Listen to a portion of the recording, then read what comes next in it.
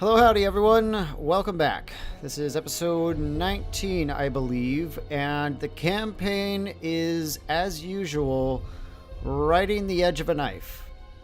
We are in turn 80. We have made it this far, and I kind of wanted to talk a little bit before we continue here, because things are getting really real. The elves are coming at us with massive stacks, some of them having dragons in it and stuff. The lizardmen have come at us with like giant dino stacks. It's only a matter of time before Krokgar recovers and starts bringing that kind of stuff at us again. I mean, right now it's Skinks and Saurus and these annoying pterodons, but we didn't finish the job. We didn't finish the job because we had to go home, and well, I'm not feeling too good about that. And just as a precaution, I'm not sure if that's going to be the case. Maybe I'll comment on the video after, but we might not take a turn this episode because I want to just go over the overall strategy and what the plan is. Yeah, because things are getting pretty hard, and I'm gonna have to up my game here a little bit. I know I've been trying to like roleplay Skaven a little bit by just throwing guys at the enemy and having a lot of fun with that, but I might have to get a little tricksy and really get better at what we're doing here. And I mean, we're doing great. We've only lost like 2 battles. One of them was just really stupid on my part when I put someone in Serpent Coast thinking it was walled, but it wasn't. They just got crushed. So we're going to try not to do that again. Tor Elisor has to die. The problem with Tor Elisor is that if I go over there and raise all that stuff, is some other elf just going to sail all the way across the ocean and repopulate? I don't know. And it's not like we could settle these places because the climate is massively against us. It's just, look at that. There's no way. That would just be terrible. Terrible idea. It would cost us food. We'd get nothing out of it. I want to raise all that stuff and just not have to worry about my coastline anymore. Queek, we need to rebuild this army a little bit. I think I have too many storm vermin. I'm gonna disband like maybe a third of them, maybe three of the cards will have like I'll be keeping them in reserves to fight against like the really ridiculous stuff, mostly dragons, because apparently all we're fighting now is dragons and dinosaurs. So I'm going to drop some of these storm vermin and I'm going to replace them with clan rat spears. Now the reason I'm doing that is let's just go into detail here really quick. A clan rat spear, triple gold under Queek's command, has 41 melee attack and 41 melee defense and 120 guys in the squad. Let's just take. It takes a while to get to gold with a storm vermin. I mean, this guy's obviously staying on the team. They've earned their right to stand by Queek. But let's take a silver one, trained right off the bat. They have 10 less melee attack and 3 less melee defense, and we get 7 more weapon strength. Now let's go even more into depth here. Weapon strength. We do. As a baseline, we do 25 damage versus large, right? I mean, the 20 armor-piercing damage is really good. It's really good. So we're doing 25 versus large, right? Let's go over here. Versus large, we're still doing about 27 damage, right?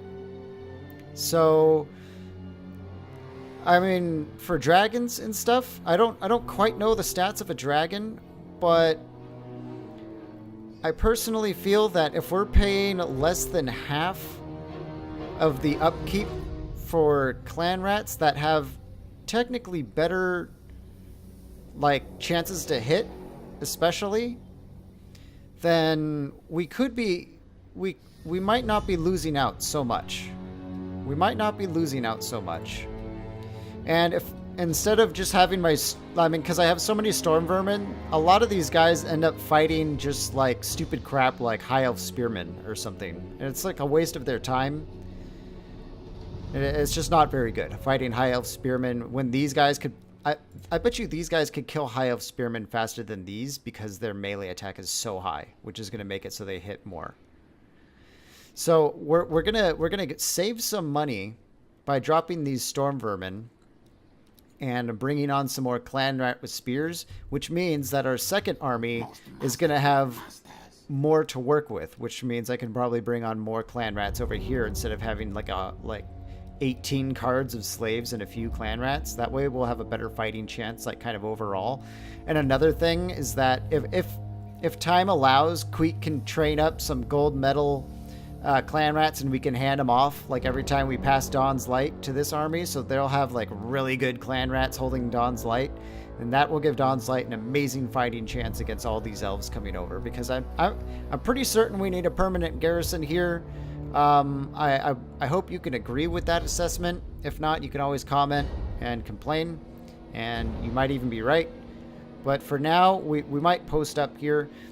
I also thought about getting another lord, but look at this. This is completely insane. First of all, it's 480 upkeep for a warlord. And then, just by taking him, we're going to take that much damage on our upkeep.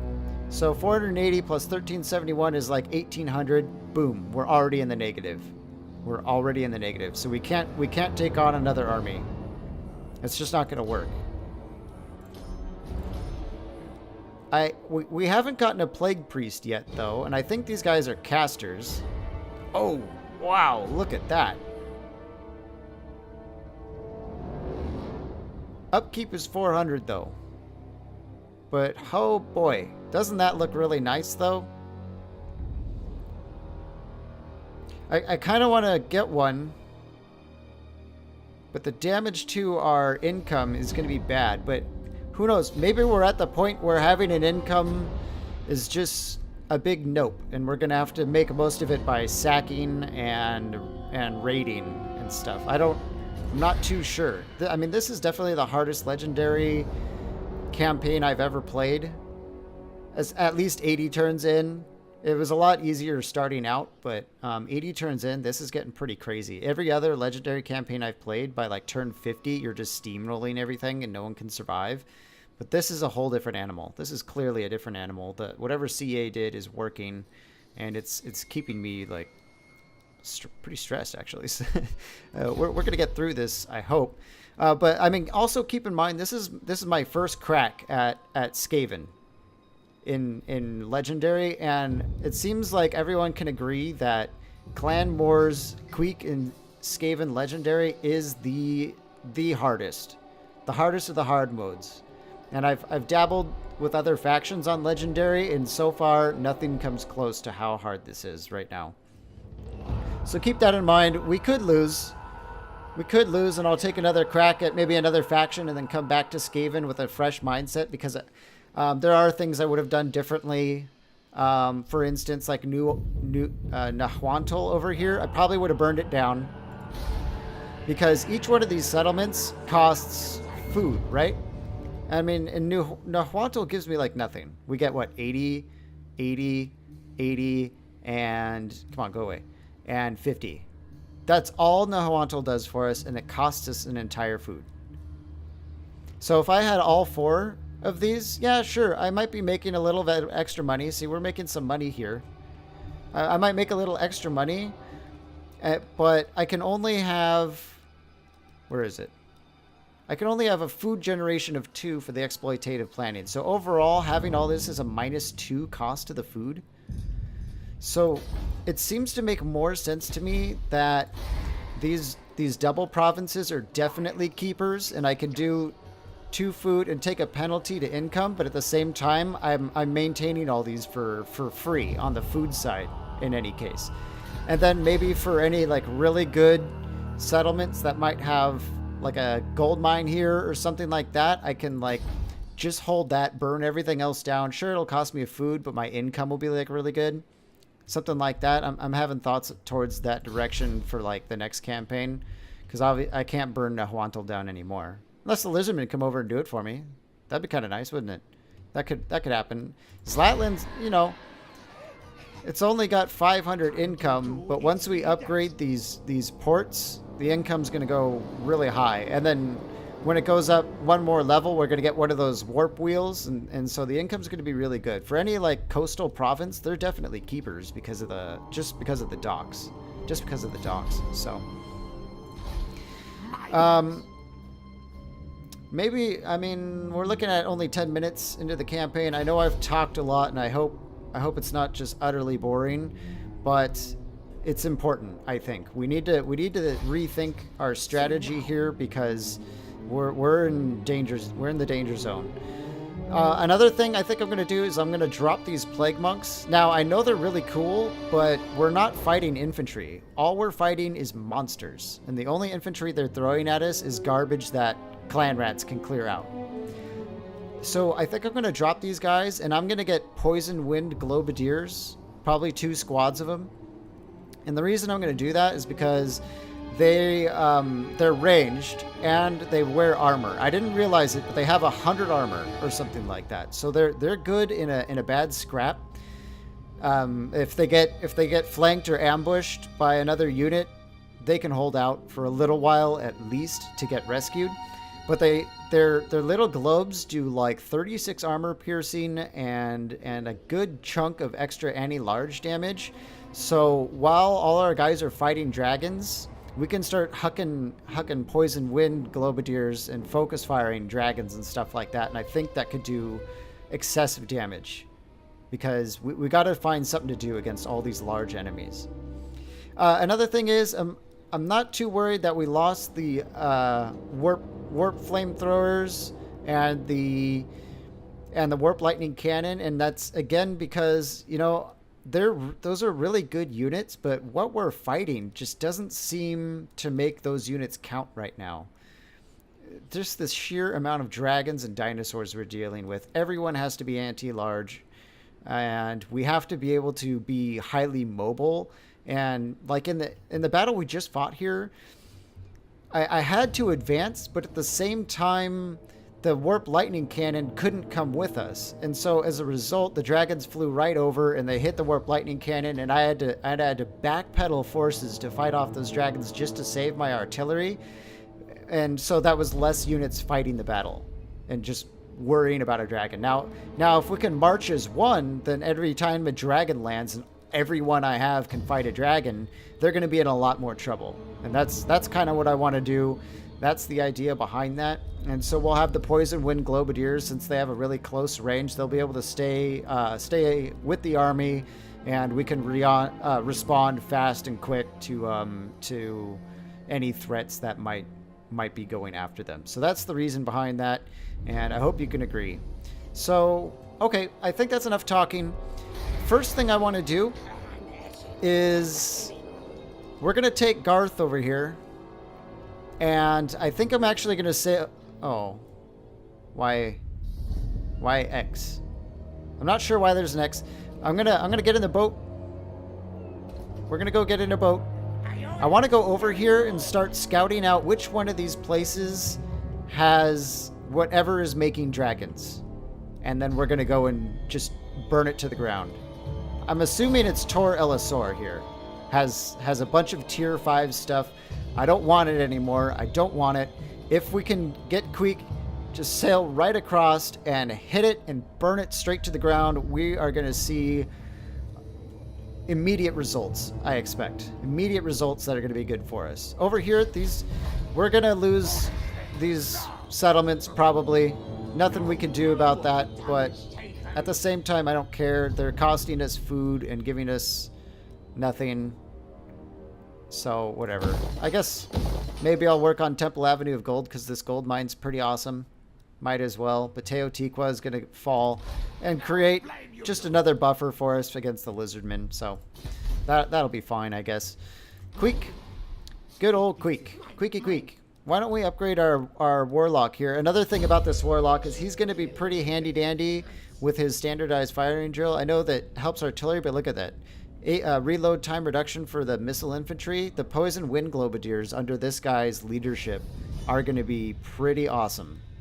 Honestly, they're going to be great. Let's go ahead and take it. We're just going to go between these. He's mostly going to be a battle guy. We'll probably end up... Huh, you know, I thought I took Wart Lightning with him. Maybe does he already have warp lightning? And because I thought I was casting it in the battle we just had. I don't know. Maybe this is different or solely an upgrade. We'll see in the next battle. I don't know why. Okay. Maybe it was the one from the town. I think there's one in town, right? Yeah, maybe it was that guy we were casting with. I'm not too sure. Anyway, let's... How come... Oh, because we're crossing a river. Let's cross the river now. And I think next turn we're going to get our special weapon. And then we're going to do some training. Or we could do that right now. That might be a good idea right now. Let's go ahead and drop these guys. These guys.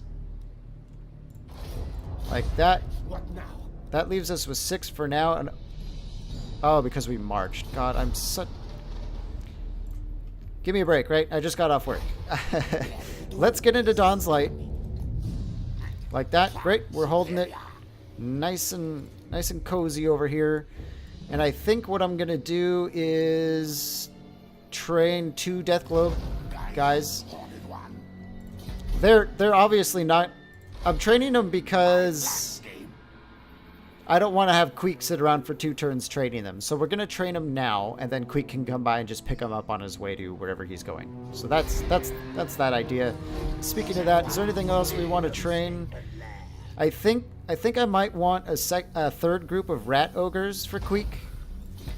And we're going to start treating these guys less as a center, as a tough center line, and more like cavalry. So I'm going to be flanking with these things and hitting archers and things of that nature, and they're going to tear straight through all that kind of stuff. Straight through it. And I think that might be pretty helpful. So we're going to make these guys a little more mobile. They're going to be running around the battlefield killing things, because I think this is the fastest unit in our army. They have 60 speed, and yeah, they're pretty much just the fastest. So we'll start using those like a cavalry, like a rear charges, hammer and anvil tactics, things like that. That should be good. Have we moved everyone? We've moved our assassin. Now, Tor Serpendar, I think I might want to shell out for this. But I can't say why, other than I suppose it'll be nice to have like another barracks here so we can recruit clan rats in these provinces, and then maybe a rubbish pit or something just to bring in some income on the cheap side. So we might do that. Let's go ahead and drop the coin for that. That's an expensive one, but Tor Serpendar will be extremely defensible if we want it to. And it's Tor Serpendar and the Caverns of Sotek they've held strong for us this whole time, and let's just keep it that way, right? Let's just keep it that way. We're skipping the ritual. We can't do it. Now let's look at diplomacy. I wanted to talk about this again really quick. We found last episode that we have been murdering so many high elves that the dark elves across the ocean are like, yeah, those Skaven are pretty chill. They're pretty chill. So let's see if we can bust out some of these. No. Okay. Gifts are not looking good at this juncture. Unthinkable. But look at their attitude's 41 and we're headed to 53. And I think it's just because we're murdering high elves. Tons of high elves. They've only been aware of us for so long, so these numbers are just going to keep going up. And look at these values. 84, 93, 101. That's like a 400 more income. That's like 2 more clan rats in an army. Very, very, very useful. Who else can we trade with? Who are these? High elves? Yeah, these guys will never talk to us. We don't need to worry about that. These vampires over here, they're starting to like us a little bit more, and I think it's because, yep, we're murdering high elves and we're friends with their friends. So we might have a nice group of happiness going on. I'll have you speak now. Insolence! Nope, not quite. We're not going to pull off any of that. I wonder if you're an elf if they say foolish immortal. That'd be cool, wouldn't it? Okay, so that's enough of that nonsense. We're way into this episode, and I haven't taken a turn. Let's see. We're 20 minutes in. I think I'm just going to end this right now and continue on into the next episode so that anyone who wants to skip the action can just, hit next and move on to where we're standing right now, because I'm about to hit and turn. Okay, guys. Thank you. leave any comments, like any tips that you might know, anything I'm totally overlooking, because this is my first try at Skaven. I kind of just jumped right in. I'm having a lot of fun, but there are things I'm missing, mistakes I'm making, and that's all expected. I hope you understand that. So thanks for watching, and I'll see you right in the next couple minutes.